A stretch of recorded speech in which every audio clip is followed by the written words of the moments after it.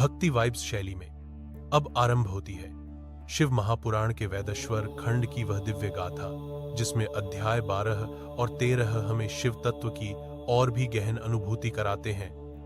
इन अध्यायों में प्रकट होती है भगवान शंकर की वह करुणामयी लीलाएं, जहां वह केवल त्रिकालदर्शी योगी नहीं बल्कि भक्तों के सखा, रक्षक और मुक्तिदाता बनकर सामने आते हैं। हर चर और अचर जीव में शिव का दर्शन कराने वाली यह कथा केवल श्रवण की नहीं, आत्मा की जागृति की है। तो आइए अपने भीतर की मौन शक्ति को जागृत करें और समर्पण, श्रद्धा व ध्यान के साथ श्रवण करें शिव की यह रहस्यमयी और कल्याणकारी लीला। हर हर महादेव। 12वां अध्याय, देवताओं को उपदेश देना। नारद जी बोले, ब्रह्मा जी, आप धन्य हैं, क्योंकि आपने अपनी बुद्धि को शिव चरणों में लगा रखा है। कृपा कर इस आनंदमय विषय का वर्णन सविस्तार पुनः कीजिए। ब्रह्मा जी ने कहा, हे नारद, एक समय की बात है, मैंने सब ओर से देवताओं और ऋषियों को बुलाया और क्षीरसागर के तट पर भगवान विष्णु की स्तुति कर उन्हें प्रसन्न किया। भगवान विष्णु प्रसन्न होकर बोले, हे ब्रह्मा जी एवं अन्य देवगणों, आप यहां क्यों पधारे हैं?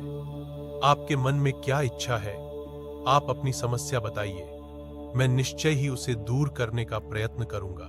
यह सुनकर ब्रह्मा जी बोले, हे भगवान, दुखों को दूर करने के लिए किस देवता की सेवा करनी चाहिए? तब भगवान विष्णु ने उनके प्रश्न का उत्तर देते हुए कहा, हे ब्रह्मन, भगवान शिव शंकर ही सब दुखों को दूर करने वाले हैं। सुख की कामना करने वाले मनुष्य को उनकी भक्ति में सदैव लगे रहना चाहिए। उन्हीं में मन लगाए और उन्हीं का चिंतन करे। जो मनुष्य शिव भक्ति में लीन रहता है, जिसके मन में वे विराजमान है, वह मनुष्य कभी दुखी नहीं हो सकता। पूर्व जन्म में किए गए पुण्यों एवं शिव भक्ति से ही पुरुषों को सुंदर भवन, आभूषणों से विभूषित स्त्रियां, मन का संतोष, धन, संपदा, स्वस्थ शरीर, पुत्र, पौत्र, अलौकिक प्रतिष्ठा, स्वर्ग के सुख एवं मोक्ष प्राप्त होता है। जो स्त्री या पुरुष प्रतिदिन भक्ति पूर्वक शिवलिंग की पूजा करता है, उसको हर जगह सफलता प्राप्त होती है। वह पापों के बंधन से छूट जाता है। ब्रह्मा जी एवं अन्य गणों ने भगवान विष्णु के उपदेश को ध्यानपूर्वक सुना। भगवान विष्णु को प्रणाम कर कामनाओं की पूर्ति हेतु उन्होंने शिवलिंग की प्रार्थना की। तब श्री विष्णु ने विश्वकर्मा को बुलाकर कहा, हे मुने, तुम मेरी आज्ञा से देवताओं के लिए शिवलिंगों का निर्माण करो। तब विश्वकर्मा ने मेरी और श्रीहरि की आज्ञा को मानते हुए देवताओं के लिए उनके अनुसार लिंगों का निर्माण कर उन्हें प्रदान किया। मुनिश्रेष्ठ नारद, सभी देवताओं को प्राप्त शिवलिंगों के विषय में सुनो। सभी देवता अपने द्वारा प्राप्त लिंग की पूजा उपासना करते हैं। पद्मम पराग मणि का लिंग इंद्र को, सोने का कुबेर को, पुखराज का धर्मराज को, श्याम वर्ण का वरुण को, इंद्रनीलमणि का विष्णु को और ब्रह्मा जी हेमलय लिंग को प्राप्त कर उसका भक्तिपूर्वक पूजन करते हैं। इसी प्रकार विश्वदेव चांदी के लिंग की और वसुगण पीतल के बने लिंग की भक्ति करते हैं।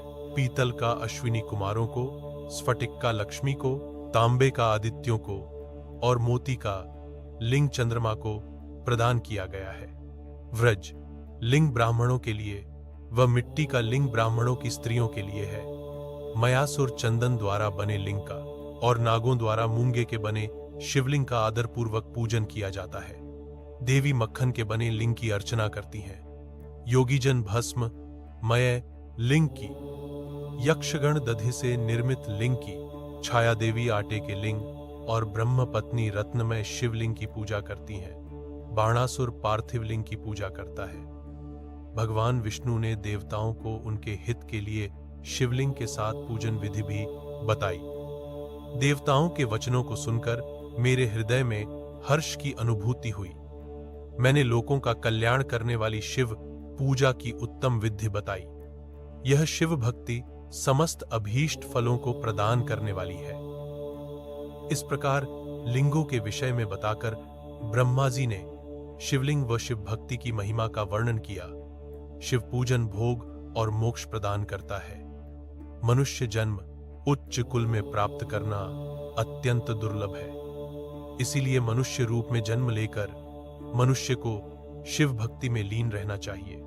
शास्त्रों द्वारा बताए गए मार्ग का अनुसरण करते हुए, जाति के नियमों का पालन करते हुए कर्म करें। संपत्ति के अनुसार दान आदि दें। जप, तप, यज्ञ और ध्यान करें।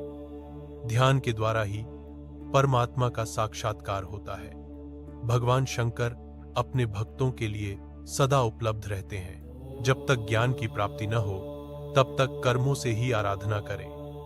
इस संसार में जो वस्तु सत, असत रूप में दिखती है अथवा सुनाई देती है, वह परब्रह्म शिव रूप है। तत्वज्ञान न होने तक देव की मूर्ति का पूजन करें।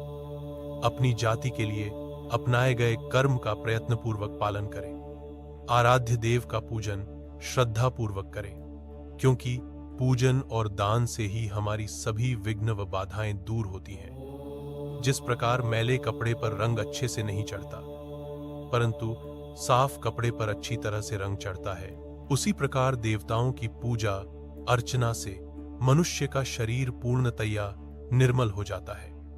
उस पर ज्ञान का रंग चढ़ता है और वह भेदभाव आदि बंधनों से छूट जाता है। बंधनों से छूटने पर उसके सभी दुख दर्द समाप्त हो जाते हैं और मोह माया से मुक्त मनुष्य शिव पद प्राप्त कर लेता है। मनुष्य जब तक गृहस्थ आश्रम में रहे, तब तक सभी देवताओं में श्रेष्ठ भगवान शंकर की मूर्ति का प्रेम पूर्वक पूजन करे। भगवान शंकर ही सभी देवों के मूल हैं। उनकी पूजा से बढ़कर कुछ भी नहीं है। जिस प्रकार वृक्ष की जड़ में पानी से सींचने पर जड़ एवं शाखाएं सभी तृप्त हो जाती हैं, उसी प्रकार भगवान शिव की भक्ति है। अतः मनोवांछित फलों की प्राप्ति के लिए शिव जी की पूजा करनी चाहिए। अभीष्ट फलों की प्राप्ति तथा सिद्धि के लिए समस्त प्राणियों को सदैव लोक कल्याणकारी भगवान शिव का पूजन करना चाहिए। 13वां अध्याय शिव पूजन की श्रेष्ठ विधि। ब्रह्मा जी कहते हैं, हे नारद, अब मैं शिव पूजन की सर्वोत्तम विधि बताता हूं। यह विधि समस्त अभीष्ट तथा सुखों को प्रदान करने वाली है। उपासक ब्रह्म मुहूर्त में उठकर जगदम्बा पार्वती और भगवान शिव का स्मरण करे।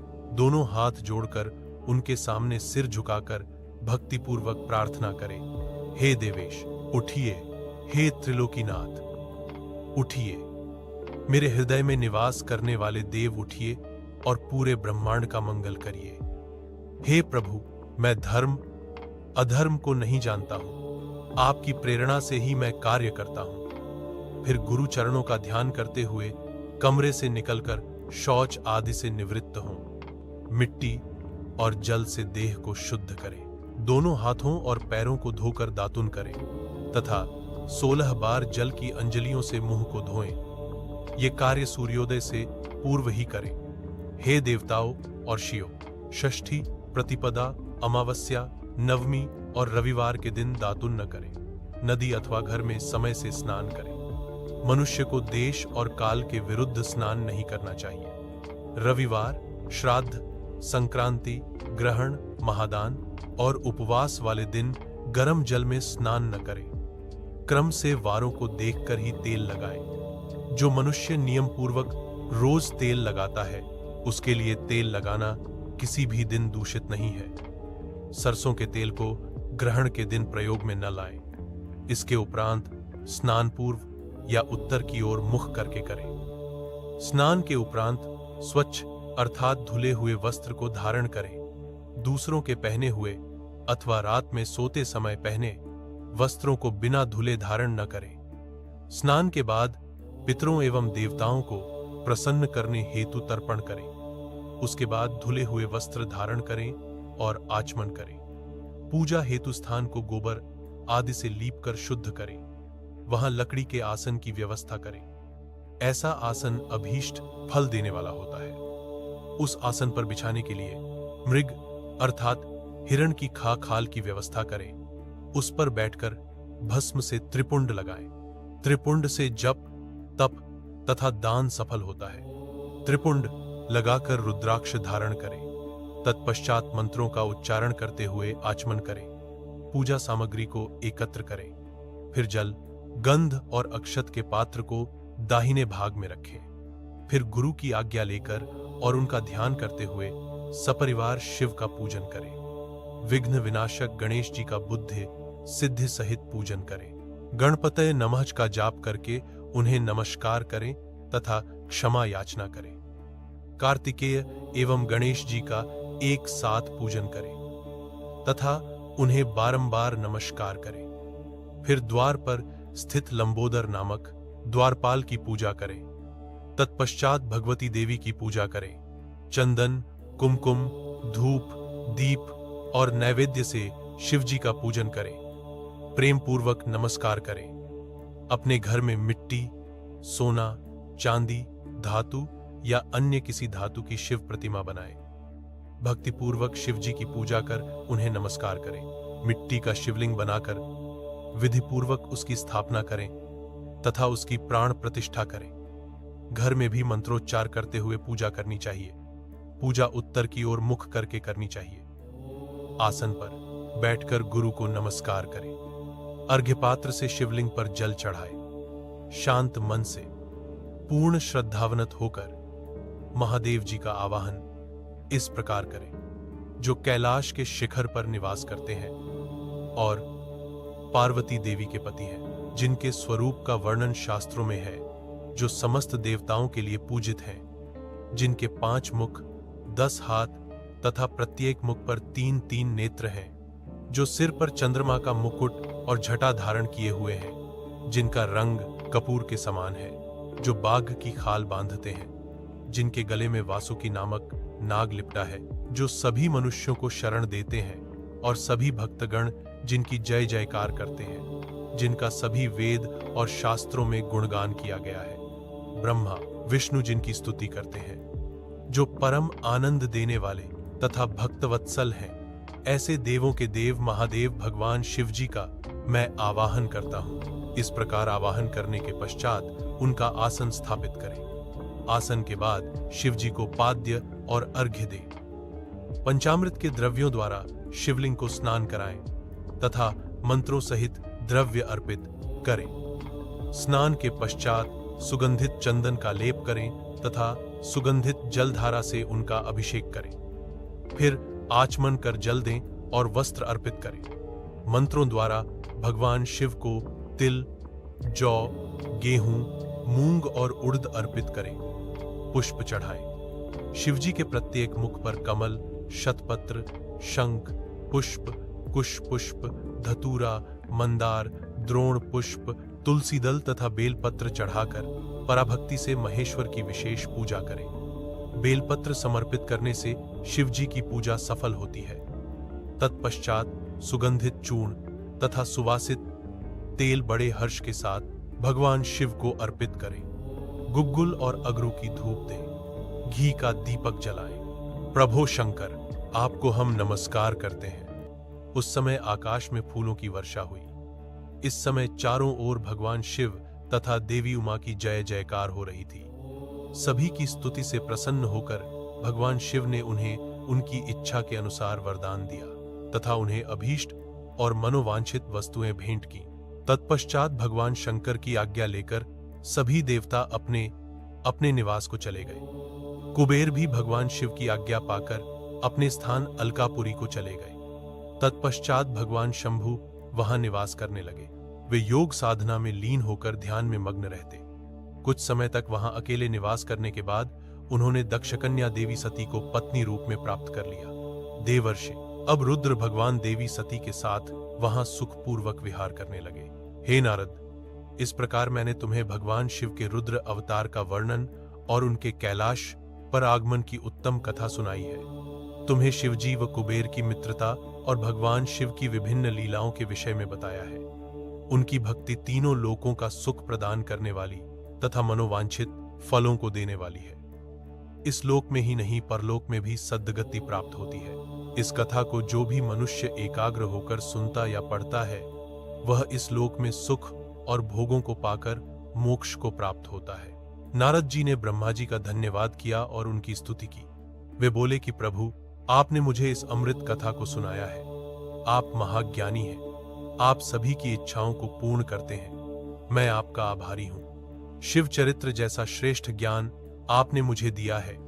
हे प्रभु, मैं आपको बारंबार नमन करता हूँ। श्री रुद्र संहिता संपूर्ण जो भी मनुष्य श्रद्धा से इन अध्यायों को सुनता है वह केवल पुण्य ही नहीं, शिव की असीम कृपा भी प्राप्त करता है। यहाँ शिव केवल पूज्य नहीं, वे साक्षात जीवन के सार बनकर हमारे भीतर प्रतिष्ठित हो जाते हैं। तो आइए इसी भाव के साथ अपने अंतःकरण में शिव को स्थान दें और हर श्वास में गूंजे एक ही मंत्र मादे, नमः शिवाय, हर हर महादेव।